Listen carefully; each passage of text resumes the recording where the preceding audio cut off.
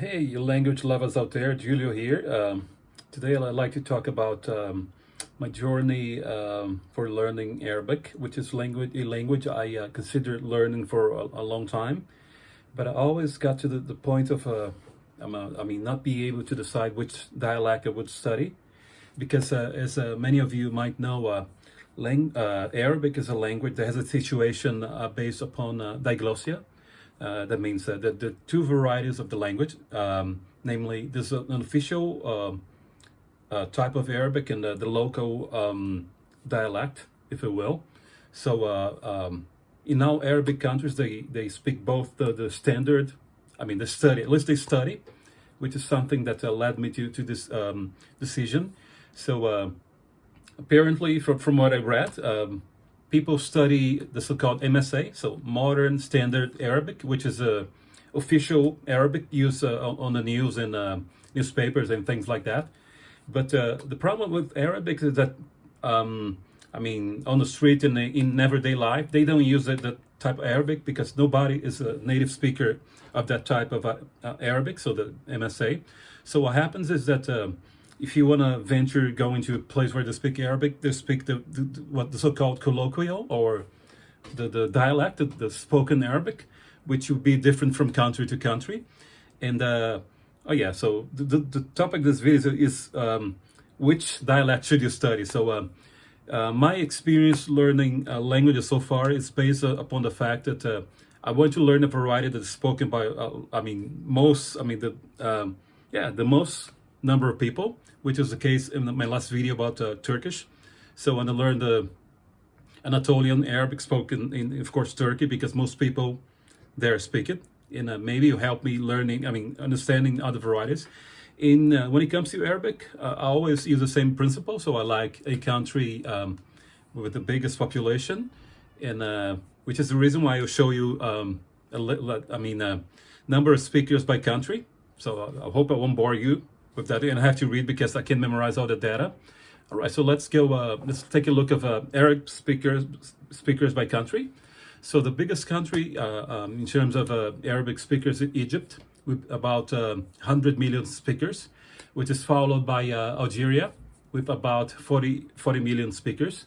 Then you have Saudi Arabia with 33 million people. Then Iraq with about 31 million, and then Yemen with 29 million, then Morocco with Morocco has Iraq has 31 million, Yemen 29 million, then Morocco has about 29 million, then Sudan with 21 million, then we have Syria with 15 million, I have to look, 15 million, then Jordan with about 15 million, and Tunisia with about 10 million. I think that's about the top 10. And I won't read the rest because there are way too many countries stretching all the way from Northern Africa to Asia. So I won't read all of that. But from all of this, if you pay attention, you've seen that Egypt has the biggest numbers of speakers, which is the dialect that I decided to study. The main reasons because of of course, the number of speakers, and from what I read, it has a big influence in movies and in media and things like that. So, and also on a personal level, I had the opportunity to work with tourism in Kyoto for a while, and I had the opportunity to meet some Arabic speakers. And whenever I tried to say something in Egyptian Arabic, they understood me. So basically, that's it. So I want to study a dialect or variety that will present opportunities so I can practice it, use it, or that people will understand it.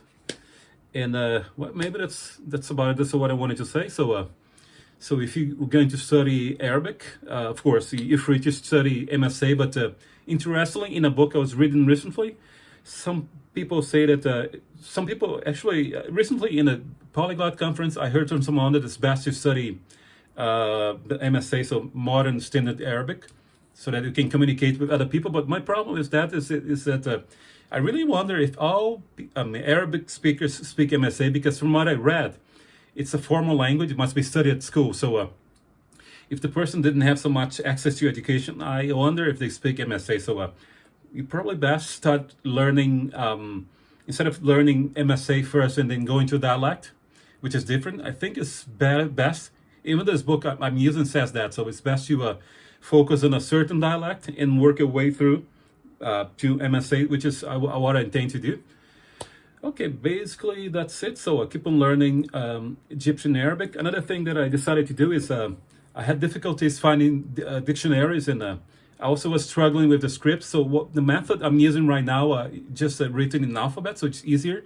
So I can focus on the language instead of trying to learn the writing system, which is difficult, especially when you have to link letters. Some letters have different forms, so they're kind of difficult.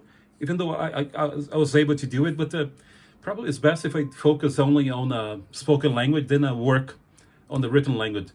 Okay, so that's it. So I'm gonna study. I've been studying Egyptian Arabic for a while. So I wonder what type of Egyptian, what type of Arabic you want to study and why. I mean, maybe you have a girlfriend, a boyfriend from that country, or you visited that country. Let me know in the comments below.